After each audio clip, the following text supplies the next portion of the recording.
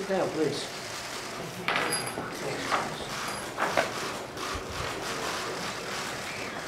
Well, you have a little coverage, huh? Yeah. They must be here for Curtis, I assume. What do you think, mate? Well, thank you all for being here. We're doing a lot of things. A lot of things are happening. I will tell you, background checks. I've called many senators last night, many congressmen, and Jeff and Pam and everybody in this room. I can tell you, Curtis, they're into doing background checks that they wouldn't be thinking about maybe 2 weeks ago. We're going to do strong background checks. We're going to work on getting the age up to 21 instead of 18. We're getting rid of the bump stocks, and we're going to be focusing very strongly on mental health, because here's a case of mental health. Part of the problem is we used to have mental institutions, and I said this yesterday. We had a mental institution where you take a sicko like this guy. He was a sick guy, so many signs, and you'd bring him to a mental health institution. Those institutions are largely closed because communities didn't want them.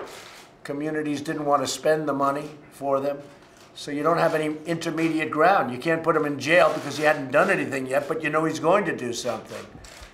So we're going to be talking seriously about opening mental health institutions again. When we see warning signs, we act quickly. We have to look at the internet because a lot of bad things are happening to young kids and young minds, and their minds are being formed.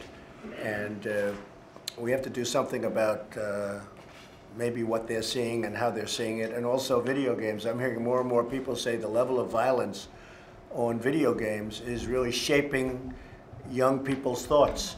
And then you go the further step, and that's the movies. You see these movies, they're so violent, and yet a kid is able to see the movie if sex isn't involved, but killing is involved, and maybe they have to put a rating system for that. And you get into a whole very complicated, very big deal.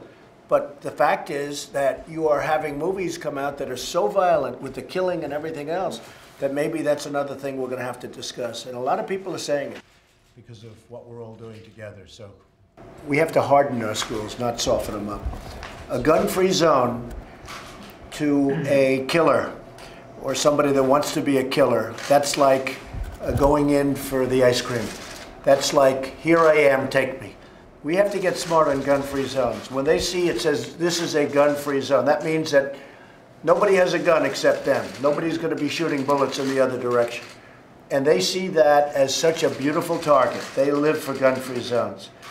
I've called many senators last night, many congressmen, and one of the fake news networks, CNN last night, was saying, I want teachers to have guns. I don't want teachers to have guns. I want certain highly adept people that understand weaponry, guns, if they really have that aptitude, because not everybody has an aptitude for a gun, but if they have the aptitude, I think a concealed permit for having teachers and letting people know that there are people in the building with guns, you won't have, in my opinion, you won't have these shootings, because these people are cowards. They're not going to walk into a school if 20% of the teachers have guns. It may be 10% or maybe 40%. And what I'd recommend doing is the people that do carry, we give them a bonus. We give them a little bit of a bonus. Frankly, they'd feel more comfortable having the gun anyway, but you give them a little bit of a bonus. So practically for free, you have now made the school into a hardened target. So we're going to be talking about mental institutions, and but active shooter drills is a very negative thing. I'll be honest with you. I mean, if I'm a child and I'm 10 years old and they say, we're going to have an active shooter drill, I say, what's that? Well, people may come in and shoot you. I think that's a very negative thing to be talking about, to be honest with you. I don't like it. I'd much rather have a hardened school. I don't like it. I wouldn't want to tell my son that you're going to participate in an active shooter drill. And I know some of them actually call it that. I think it's crazy. I think it's very bad for children.